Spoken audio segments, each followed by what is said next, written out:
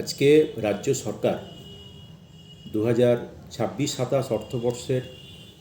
যে অন্তর্বর্তীকালীন বাজেট পেশ করেছে, সেই বাজেটে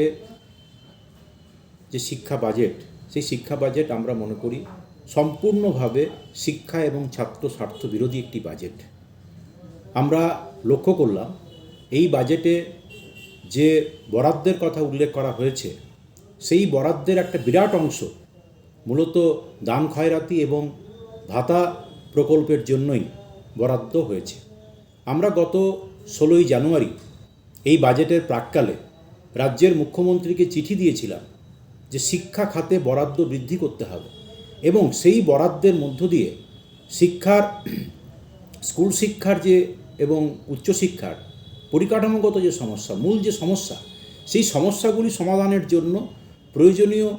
উদ্যোগ পরিকল্পনা গ্রহণ করতে হবে। পশ্চিমবাংলায় 8,000-এরও বেশি সরকারি স্কুল বন্ধ হয়ে পড়ে আছে। স্কুলগুলি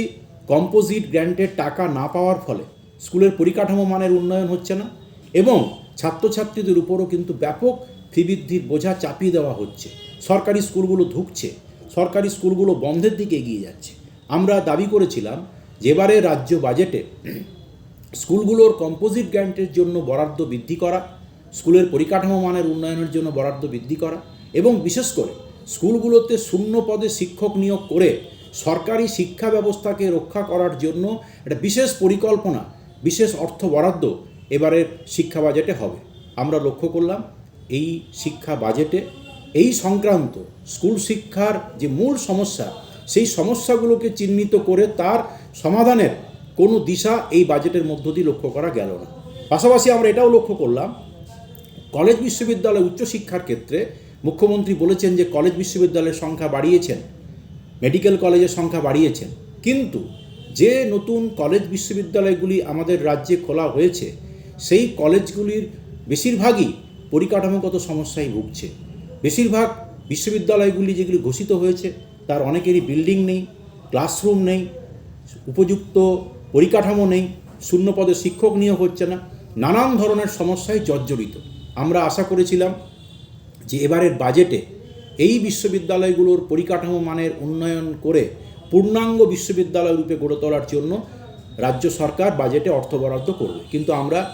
এবারের বাজেট দেখে আমরা সম্পূর্ণভাবে আশাহত হলাম। এবং একইভাবে ইঞ্জিনিয়ারিং কলেজগুলিতে, মেডিকেল কলেজগুলিতে, আরও রাজ্যের আরও অন্যান্য যে বিভিন্ন প্রতিষ্ঠানগুলিতে, সরকারি প্রতিষ্ঠানগুলিতে, সেই প্রতিষ্ঠানগুলিতেও কিন্তু পরিকাঠামো মানের উন্নয়নের জন্য নতুন নতুন সরকারি পরিকাঠামোযুক্ত কলেজ খোলার কোনো রকম দিশা আমরা রাজ্য বাজেটে পেলাম না। আমরা হতাশ হলাম যে নানান প্রকল্পে, সরকারি নানান ভাতা প্রকল্প, সেখানে অর্থ বরাদ্দ হলেও একটা বিরাট অংশের ছাত্রছাত্রী যারা বিবেকানন্দ স্কলারশিপ উপর নির্ভর করে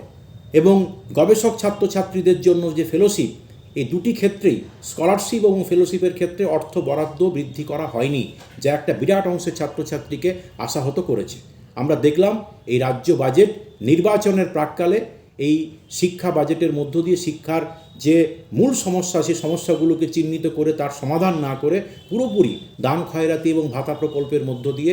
দেশের ছাত্র যুব সমাজকে আশাহত করা হয়েছে এবং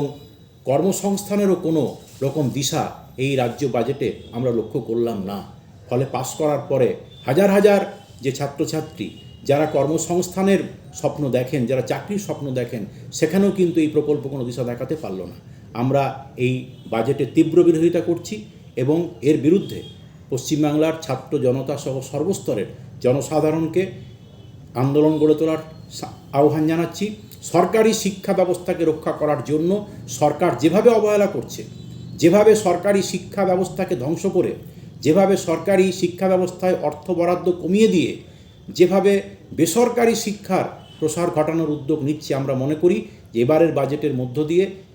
কেন্দ্রের বিজেপি সরকারের যে জাতীয় শিক্ষানীতি এবং তাকে অনুসরণ করে যে রাজ্য শিক্ষানীতি, যে শিক্ষানীতির মূল লক্ষ্য শিক্ষার বেসরকারীকরণের পথকে প্রশস্ত করা, সেই দৃষ্টিভঙ্গি এবারের বাজেটের মধ্য দিয়ে পরিলক্ষিত হয়েছে। কিছুদিন আগে আমরা লক্ষ্য করলাম কেন্দ্রীয় সরকার যে কেন্দ্রীয় বাজেট পেশ করেছে, সেই বাজেটও একইভাবে পরিকাঠামো মানের উন্নয়নের দিকে, শিক্ষার মূলগত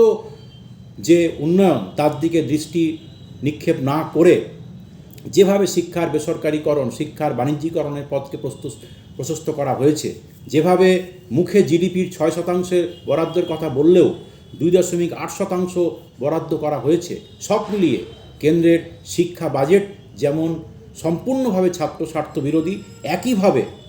আজকে এরাজ্যের যে বাজেট, যে শিক্ষা বাজেট, সম্পূর্ণভাবে ছাত্র স্বার্থ বিরোধী, শিক্ষা বিরোধী। আমরা সরকারি শিক্ষা বাঁচানোর দাবিতে সর্বস্তরের মানুষকে আন্দোলনে সামিল হওয়ার আহ্বান জানাচ্ছি।